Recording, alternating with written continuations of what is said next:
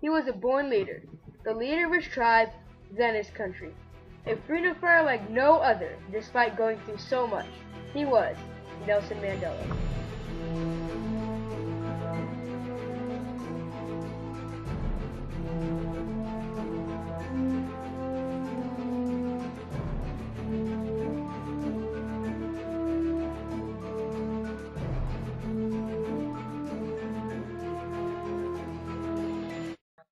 Nelson Mandela was born in Transkei, South Africa on July 18, 1918.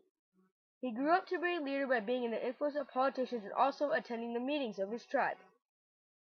Later, he went to British schools called University of Fort Hare and the University of Witwatersrand, where he studied law, so he was a very well-educated man. However, in 1941, Nelson ran away from college in an attempt to escape a prearranged marriage. That was when he met with the reality of racism. Since Nelson lived with his family and spent most of his time in college, he never really got to see the real world. But when he ran to Johannesburg, he saw how the black society was being treated and witnessed racism firsthand. After seeing this, Nelson Mandela definitely did not like it. It angered him and led him to questioning people's rights. Therefore, he decided to put a stop to it, and so he joined the African National Congress, which was a group that was trying to put a stop to the apartheid policies in the National Party. Mandela's work truly paid off in the group. He went around the entire globe to gain support for the armed struggle, and he also made an armed wing. Sadly, the armed wing and his team kept getting caught over and over and over, even if they tried to go through the globe secretly. Mandela kept pursuing his goal and soon became a thorn to the government, so he received a public ban order to prevent him from continuing to thrive. The ban order Nelson Mandela served was very harsh. He basically didn't have any freedom since he was banned from freedom of movement or speech, and he couldn't attend any public meetings. Also, Mandela couldn't talk to more than one person at a time. The ban indirectly told Nelson Mandela to stop campaigning for freedom. That, though, didn't stop him from trying. Therefore, Nelson went underground. He and his team went into hiding and completely disappeared. As an underground politician, Mandela quickly learned to protect himself and to escape the police.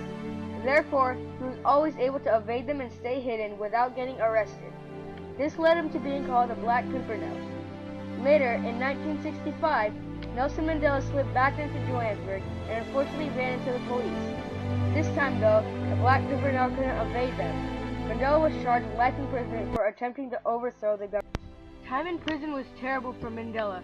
Him and his allies were told to do things like chores and hard labor. Despite doing a lot of work, Mandela and his company started reading and learning. Since there were so many books to learn from, the group started their education again, and soon Mandela found himself continuing to study law. Later, though, Nelson got diagnosed with tuberculosis in his prison.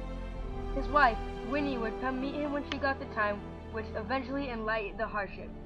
Mandela spent 18 years of his jail time in Robben Island. The officials would say that they could release him if he didn't fight and continue the movement, but Mandela declined. It was a very emotional and tough time for him.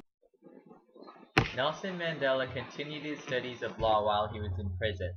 I find that quite interesting because normally somebody would do that at a law university, but it's ironic that Nelson Mandela learned about law in a jail. However, Nelson's jail time didn't last for long. After a patient 27 years of Mandela in jail, the crowd couldn't take it anymore and broke out.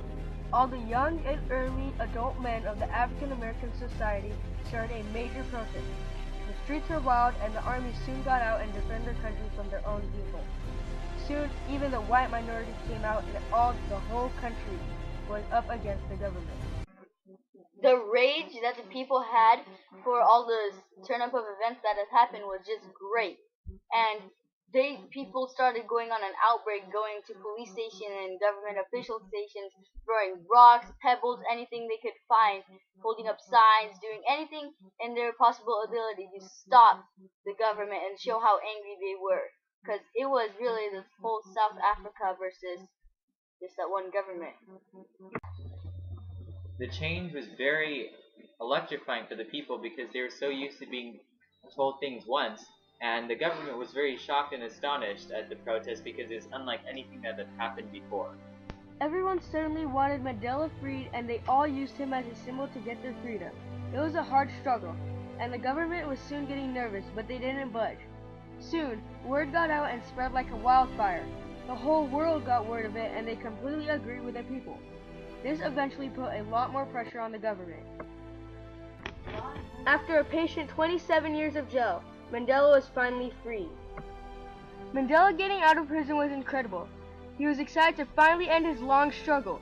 He immediately talked to the president about the white minority and a change. They both later came out and broke the tremendous news of the fair equality. Nearly 5 million supporters, both black, white, old, and young, stood to hear Mandela speak after nearly 3 decades and 3 months. In 1993, the president and Mandela together received a Nobel Peace Prize for their good work. The decision was made, and now we have South Africa the way it is. There's still a lot of huts and small camps where the black live, but at least it was a start. In 1994, South Africa is finally having a re-election. There was nobody who could be better for president than Nelson Mandela himself. People stood waiting for hours to watch Mandela cast the first vote for the African American society. On December 5, 2013, Nelson Mandela died of tuberculosis after struggling for nearly 3 months. Dignitaries from across the globe attended his funeral.